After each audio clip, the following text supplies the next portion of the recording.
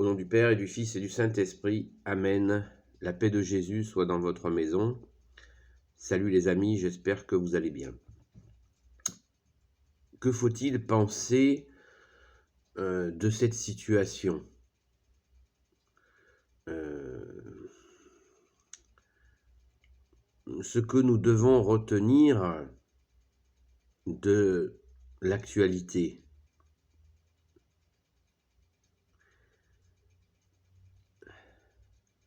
Ce qu'il faut penser à tel sujet.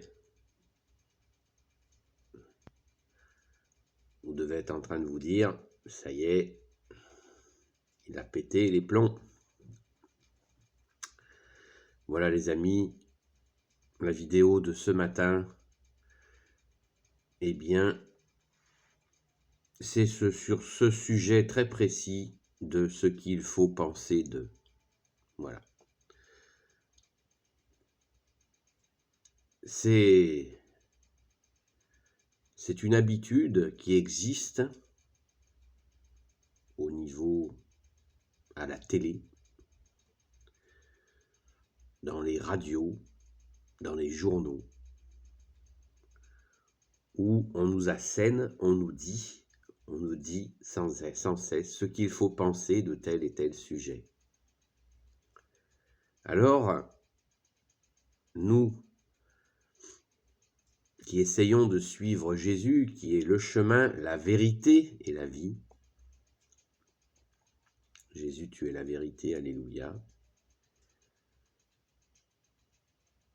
Nous pouvons réfléchir, car si le Père, le Fils Jésus et le Saint-Esprit nous ont donné un cerveau, c'est pour nous en servir. Et jusqu'à preuve du contraire, ça n'est pas pour copier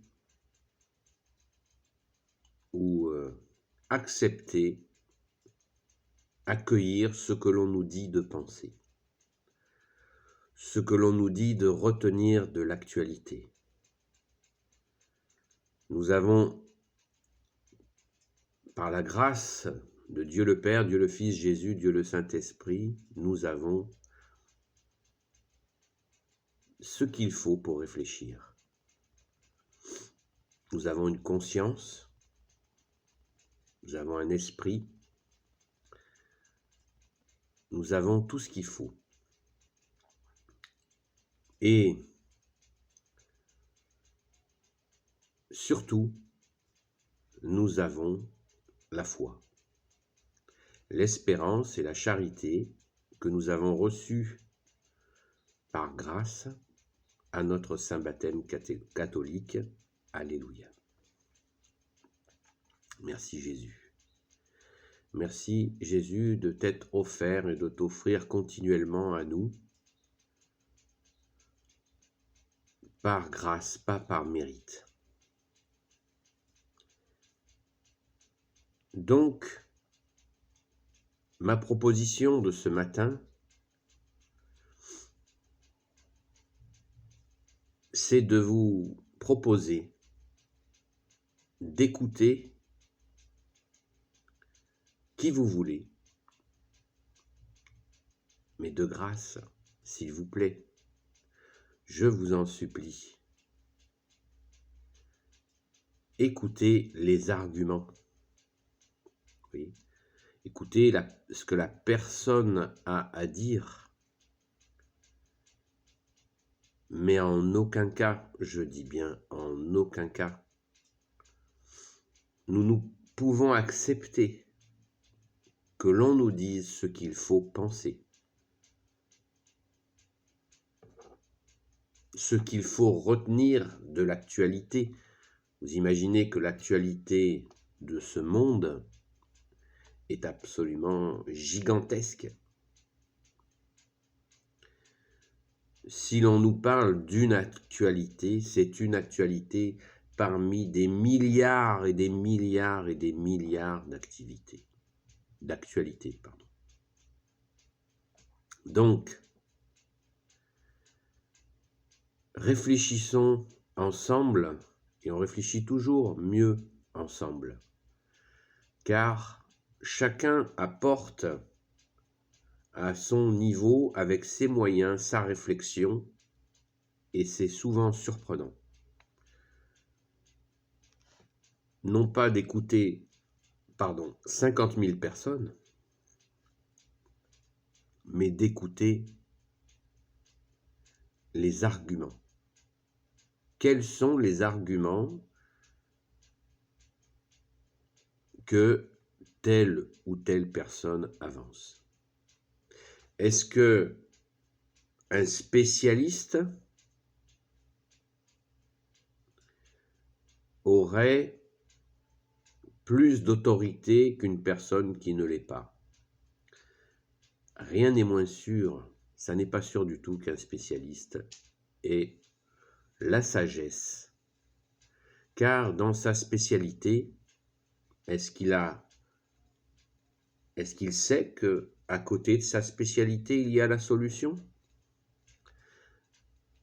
Nous le voyons bien, c'est très très complexe, et la complexité ne doit pas nous handicaper. C'est pas parce qu'une personne ne maîtrise pas tous les sujets qu'elle ne peut pas réussir dans sa vie quotidienne. Quand nous écoutons des spécialistes, c'est une petite fenêtre que l'on ouvre qui peut avoir des aspects très intéressants, mais en aucun cas nous donne une information globale. Car l'information globale, ça reste notre décision à nous, notre recherche à nous ou pas. Les informations viennent à nous assez simplement. Par quelques recherches sur Internet, on trouve des informations supplémentaires, mais on ne peut pas écouter ce qu'il faut penser de telle situation. Non, ça c'est réservé à chacune et chacun d'entre nous. Ce que je dois penser, c'est mon affaire. Il faut que ça soit bien clair. Ce que je pense, ce que je dois penser, ce que je dois retenir de l'actualité, et encore quelle actualité, c'est mon affaire. Ce n'est pas l'affaire d'un présentateur de journal téloche, ce n'est pas l'affaire des spécialistes sur tel ou tel sujet. Je ne suis pas spécialiste. J'écoute qui il me paraît important d'écouter. Et personnellement, il me plaît d'écouter des opinions divergentes, des opinions différentes. Ça me plaît. Car j'aime le débat, j'aime pas le blablabla, j'aime écouter des gens avec lesquels je ne suis pas d'accord. Car quand je les écoute, déjà, je mets en pratique ce que nous demande Jésus, nous commande Jésus, merci Jésus, de ce commandement de nous aimer les uns les autres. Nous ne pouvons pas aimer que les gens qui nous aiment, sinon nous sommes comme tout le monde. Nous sommes comme les païens. Jésus l'a dit lui-même, vous ne ferez pas plus. Et écouter des personnes qui ne sont pas dans mes opinions est utile, est un acte d'amour. Ça ne veut pas dire les suivre, mais les écouter. Voilà ce que je voulais vous dire ce matin, car ici ou là, nous entendons régulièrement ce genre de commentaires insupportables. C'est insupportable. C'est